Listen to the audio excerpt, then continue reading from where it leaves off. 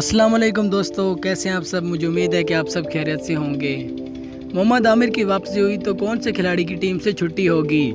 दोस्तों, वीडियो शुरू करने से पहले हमारी आपसे एक छोटी सी रिक्वेस्ट है कि अगर आप हमारे चैनल पर फर्स्ट टाइम है, ये वीडियो पहली दफ़ा देख रहे हैं, तो प्लीज़ इस चैनल को सब्सक्राइब कर दें और साथ मौजूद बेल के आइकन पर भी क्लिक कर दें ताकि हमारी आने वाली वीडियोस आपको बआसानी मिल जाया करें। तो ये आज की वीडियो शुरू करते हैं।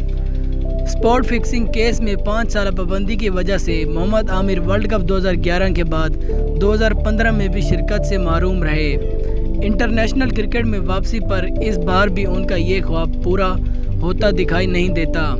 चैंपियन ट्रॉफी फाइनल के बाद 14 वनडे मैचेस में सिर्फ 5 विकेटें हासिल करने वाले पेसर को वर्ल्ड कप स्क्वाड की बजाय इंग्लैंड से वनडे सीरीज़ में सलाहियतें साबित करने का एक और मौका फराहम किया गया। गुज़िश्ता रोज़ पहले वनडे की टीम में मोहम्मद आमिर शामिल थे।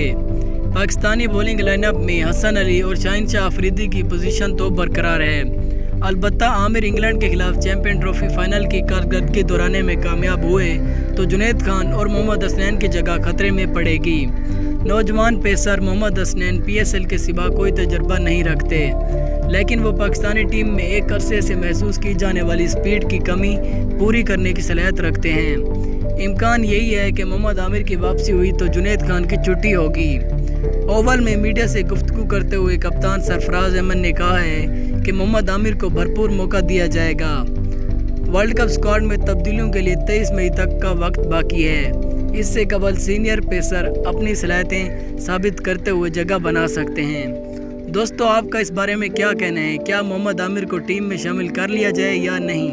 अपनी कीमती राय का इज़हार ज़रूर करें। इंशाल्लाह अगली दफ़ा किसी अच्छी वीडियो में मिलेंगे। तब तक के लिए अपना बहुत ख्याल रखें। अल्लाह हाफिज़।